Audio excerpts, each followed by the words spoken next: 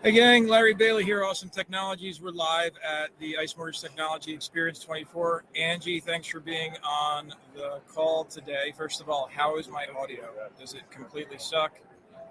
Is it, can you hear me okay? I know there's a lot of background noise, but tell me how it sounds if you could on chat. You can hear me fine? Is the background noise really bad or is it A-okay? Okay, cool. All right, well then, dig it. So, let's see if I can get, there we go. So, today's the 19th of March 19th, 2024. For those jumping on right now, we meet every Tuesday at 4 p.m. Eastern, which is 1 p.m. Pacific right now. Today we're actually at the ICE Mortgage Technology Experience. I've got a couple of topics to talk about. And my background, you can see the booth. Of course, I guess it's reversed. I see it reversed, but hopefully you guys see it straight. How's everybody doing today? I guess normally everybody who would be on the call is probably here at the show. So I wanted to kind of share what was happening here at the show. There's Anna, our marketing genius. Yes, Danielle, come next year. Save some money in your budget. The opening, I left in the middle of where it felt like it was getting politic-ish. I left that. I put a couple things on there, but I didn't stay much after the beginning. In any event, first of all, it's a community call, right? So for everybody who's here, and there's only a few of us because everybody else is probably at the show. But for those that are here, does anybody have any questions? I've got topics prepared. Does anybody have any questions about what's going on relative to the show or relative to anything that's happening in the industry? Well, right now there's actually, oh, you mean like in a whole conference, Angie? So I think the final number is somewhere around 1,500 attendees, which is more than last year. How many more, I don't know. I can tell you we've been super busy with people stopping by the booth, which I'll get into in a minute. But I think overall, the folks that came are not all admins. So there's a lot of people here for secondary. There's people here for servicing. There's people here who are in operations. And I don't know if that's related to the layoffs of admins or because the business is like, admins, you can't go because I don't need you out of the office. So I don't know what it is, but I think there's more people here numbers-wise, registrants, than last year. So in any event, if there's no other questions, for those that are just joining, we're live here, as you can tell from the, where the heck are we? The Wynn Casino. And I'm going to go through the topics. So first thing I want to talk about is Bullseye. So right there, that guy. Now, Bullseye, we traditionally have been putting forward as a forward-facing thing for like sales operations. And I had my mind blown when I had 7 conversations now, because I'm counting, see if I can get to 10, but 7 conversations about servicing. So we're actually taking our Bullseye Metrics platform and flipping it to be focused on servicing. And the reason why this is an easy thing for us is because Bullseye is just a data visualizer. So all the stuff that you're, if you do servicing, you know what I'm talking about. But if you don't do servicing, there's a ton of data and information has to be gleaned from that data that's happening.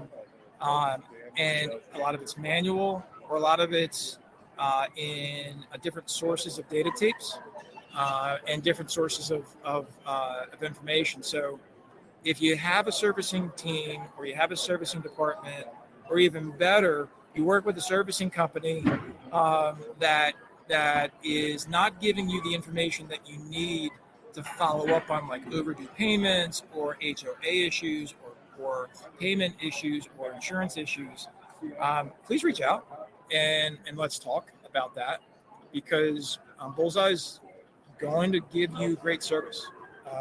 Having said that, because I found so many different, and again, 7 doesn't sound like a lot, but that's just the people I happen to talk to. Most people see Awesome Technologies, they see LOS admin. Like if I had put servicing up there, I probably would have had a lot more people stop and talk to me.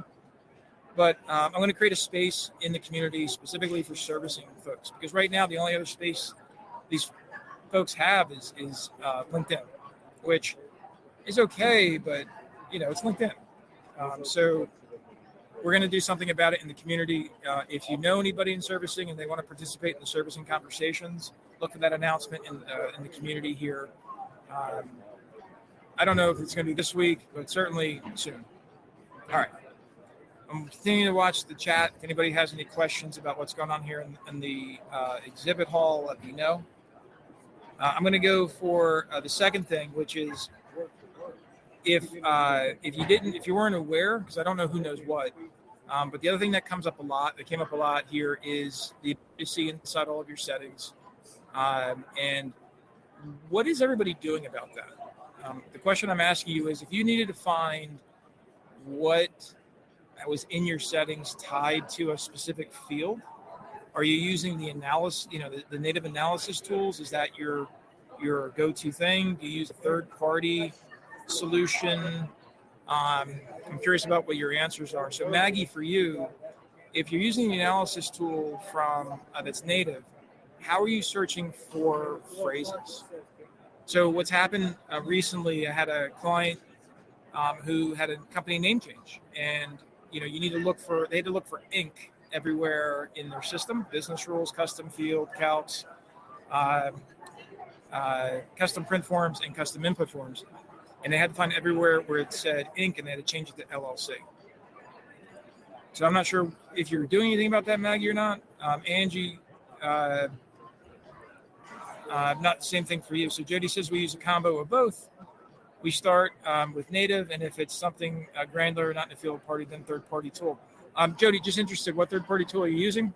I'm sure others would like to know too, if you don't mind sharing. Maggie says, yeah, we haven't needed that, but I could see it being helpful. Yeah, it's cool. So Visual Analyzer, thanks, Jody, for putting that out there. So there's two basic well-known analyzer tools. One is Lender Toolkit's Visual Analyzer, which if you don't prepay for the year, it's $900 a month for that. And the only other thing that's really useful out of that package is Code Wizard. Thanks, Jody. Or you do Kenzie May's thing, which is System Analytics Utility. Both of these are okay, but if you find that they're having gaps, which they do, I just want you to compare it to Awesome Tech's Field Analyzer. And for those that don't use anything, the Field Analyzer tool I'm talking about is $200 a month. So when you're out there and you're trying to get budgets, but you need something to go through your platform, the other thing it does for you is it creates an exportable format of all of the settings into Excel. So it creates this sense of being able. We had a client doing a CFPB audit, and so they need to get every custom field with all the custom calcs into an Excel file for CFPB. So these are the things I'm bringing up, not because, if Lender Toolkit had the solution, honestly, I would talk about it. But their solution, Lender Toolkit's, is, again, it's ultra expensive. Most people can't afford it. And it's also lacking in functionality that we've solved for. But I do want to reinforce that the native analysis tool, please make sure if you're using that, and Angie, if you're doing this, Maggie, if you're doing this, and Jody, if you're doing this, if you're not, let me know, because you're using the analysis tool. How often are you doing the refresh? And I just dropped the name, but at the bottom of the system utilities, rebuild data, rebuild field search data. So how often are you clicking rebuild field search data? I would encourage you to do it. If you're using the analysis tool and you haven't done that in a while, please do it, because that's going to realign the tables for all of those rules and settings, making sure that the analysis tool is seeing everything that you have in there. It's a really healthy habit. I just want to make sure you're doing that if you're using the analysis tool. Angie asks, do I think everyone with custom fields will be asked? It's entirely possible. So this particular situation, this client is a federally chartered bank, and they're going through a CFPB audit. And the reason why the CFPB wanted all of their settings into Excel is to document what the system is doing. And the reason, and that's all they told me. But I can tell you from my experience dealing with audits, The reason why they're doing that is because they want to distinguish between a system error versus a human error. Meaning that if you come in and you produce, and they give you a finding, right? And they said, Angie, this piece of data is wrong, and you're like, oh, my bad, we didn't do the calc right, and then the result is we fixed it. So the next time they do an audit as a follow-up, if you still have that same problem, and you said you fixed it, they got proof, and now they can, depending on the situation, maybe fine you, or maybe even something worse. So that's my expectation. That's typically why regulators ask for these kinds of things, these deep level audits. And it's not surprising that the CFPA has asked for that. So definitely, again, update your analysis tool, native analysis tool with running the rebuild field search data. Has anybody ever done that? Like, do you do that regularly? Angie, if you're doing a CFPB audit, you may want to look at what we're doing for field analyzer, because you might be asked for that. So Angie's updating that. Hopefully, Jody, you are too. Hopefully, Maggie, you are too. Cool. For those that are just joining, I'm here at the ICE Experience Show live, and here we are. All right. So next thing I want to mention is to the community is training. So a lot of people did pre-conference training. I heard that the PM session was great. I heard that other sessions were not so great. And I also spoke with some folks that did the enhanced conditions, and everything I've been saying now for a year is being reset, which is nice to hear, but just tells me that we already know what we know. If you're unfamiliar with enhanced conditions or unfamiliar with my 4 pillars of leveraging Encompass Web today, I'll reiterate those. Make sure, number one, and by the way, I sent this email out this past week telling you that they are sunsetting the standard SDK integrations for partners by October 25. So it sounds like a long time in the future, but depending on your integration, it's not. So your first step is you need to get all your vendors on EPC. Maggie, I'll talk about enhanced conditions in a second. Same thing, Sean. The second thing that you need to do is get to enhanced conditions. So if you're unindoctrinated, the benefit of enhanced conditions lies in the condition types. The second benefit is that you can fully automate your eFolder underwriting conditions tab, because there's only one tab for conditions. It just says conditions. So you can update that conditions tab with any type of condition type based upon workflow engine rules. You can also update the status of those conditions through workflow engine rules, which means that if you've got data-based conditions, that means you can give data-based status updates, both to retire a condition as well as to create or reopen a condition. Think about that. And because these are condition type based, you have the ability to distinguish between your roles in the file on who can do what about which condition. This also means you can create specific condition types that never existed before. You can also create specific statuses that never existed before, sources and recipients that never existed before. And you can finally not worry about your persona, and you can make sure that if you want your processor to clear pre-underwriting conditions, they can only clear pre-underwriting condition types. That's it. So you don't have to worry about a processor persona clearing an underwriting condition like they can on standard conditions today. And you don't need any third-party tools. This is all native. So definitely want you to learn more about enhanced conditions. So remember, the first one was EPC. Second one was enhanced conditions. The third one's going to be workflow rules. So with web settings, you can start to work with workflow rules right now. And you've got some people doing this. The easiest example was with the flood automation. You can automate flood. Some other people are doing it with fraud. You just have to check with your EPC. Remember, step one. You have to check with EPC to make sure your vendor is under the automatic category. If they're not in the automatic category, then you cannot fully enable the automation through workflow rules. But workflow rules can be used for all kinds of things. You're not going to replace a workflow trigger rule, rather, on your desktop settings with a workflow in web settings. But you can do lots of other things with workflow rules. Please check them out. A lot of value in there. And one thing I'll just kind of wrap up with enhanced conditions. Remember that enhanced conditions are controlled in admin tools by the file creation date. So if you want to monkey around with them in your production, you can. You just kind of turn on enhanced conditions, turn it on the weekend or overnight or something, create a bunch of loans, and then turn it off. And when the business comes back to normal, they'll go about it like in a regular day. But you can now have all of these enhanced condition loans in your production environment for people to start to understand what they can do. So that's a little trick that you can keep people in production and still understand what's coming down the street. Last thing, the fourth thing, so you got EPC, you got enhanced conditions, you got workflow rules. Last thing is task-based workflows. Workflow tasks are under-leveraged and underappreciated. And I'm going to give you a couple of use cases that you can use today.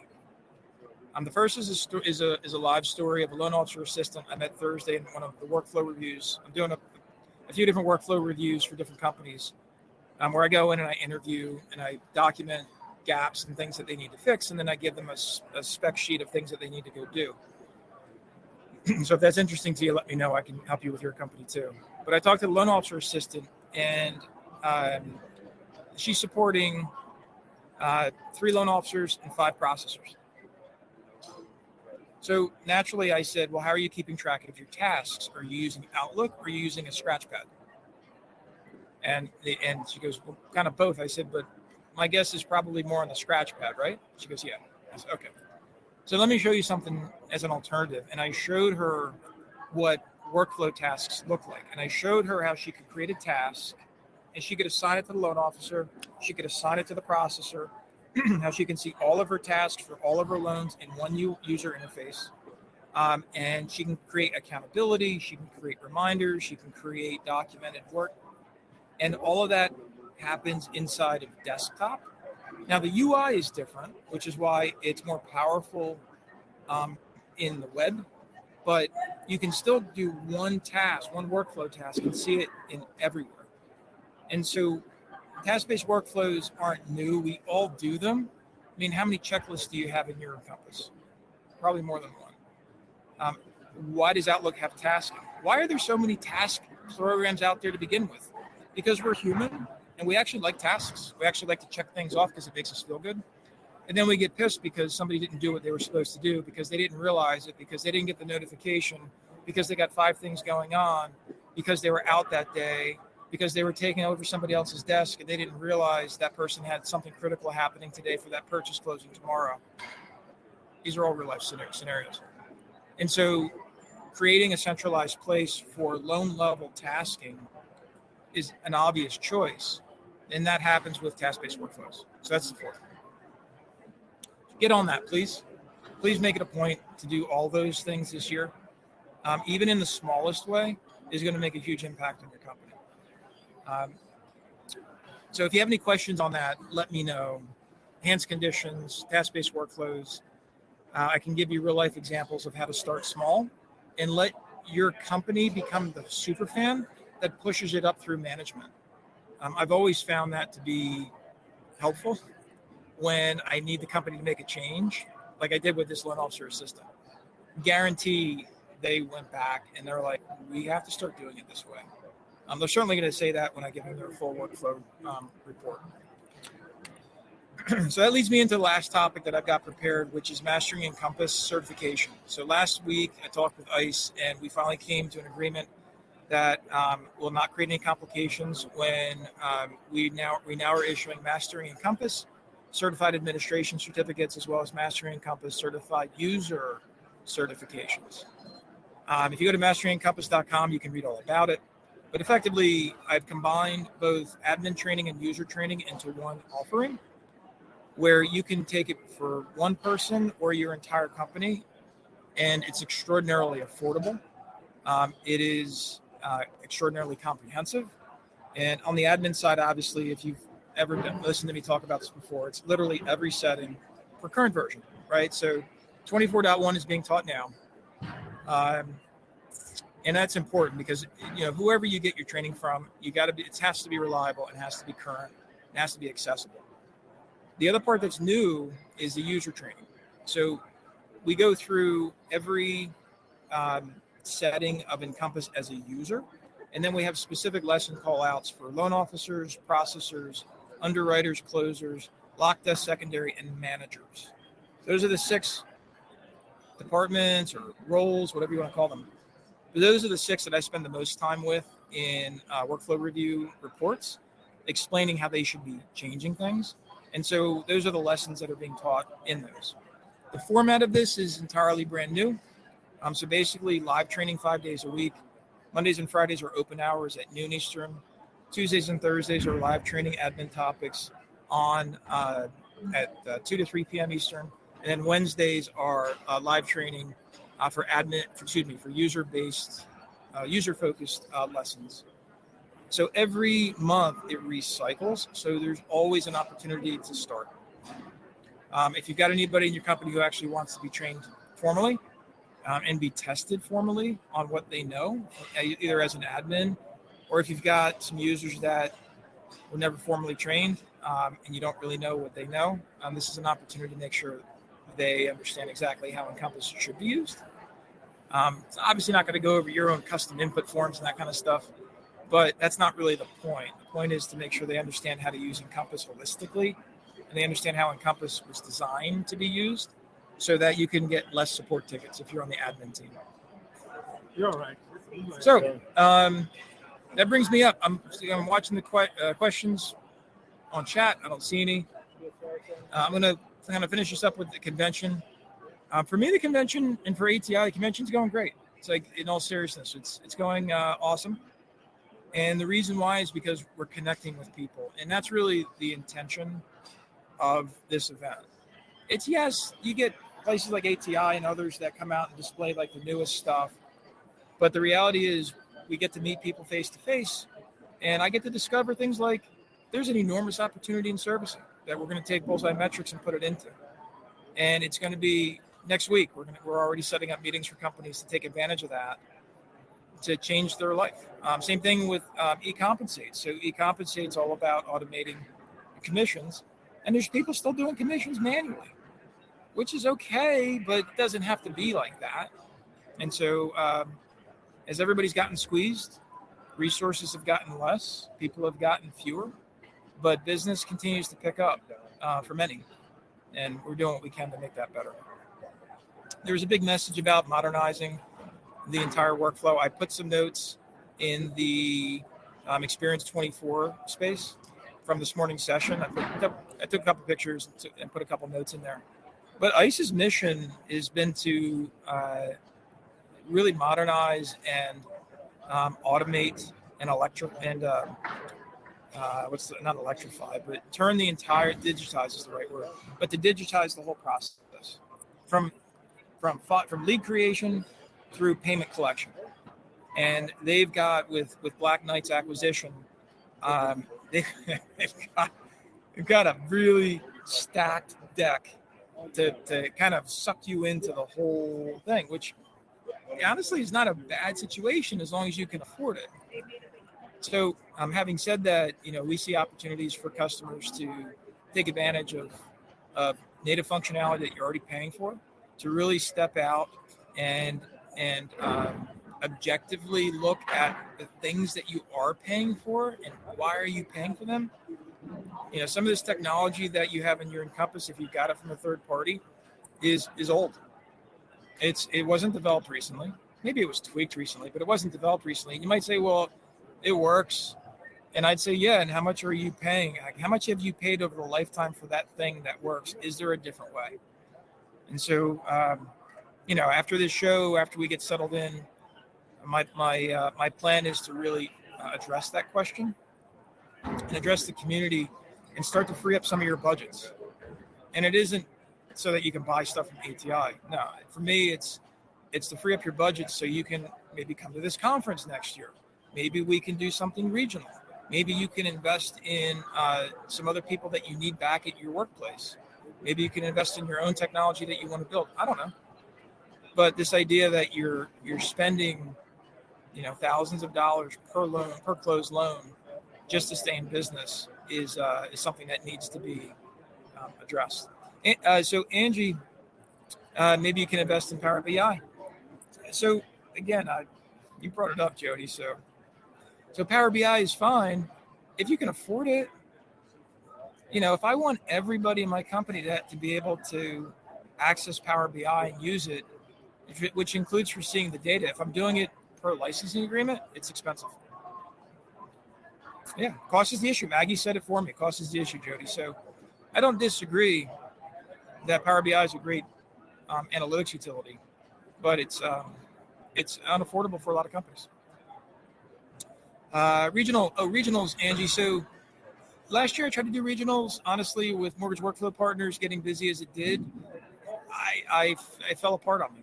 So I can't commit to getting that done for 24, but I am looking to at least get something beyond March here together.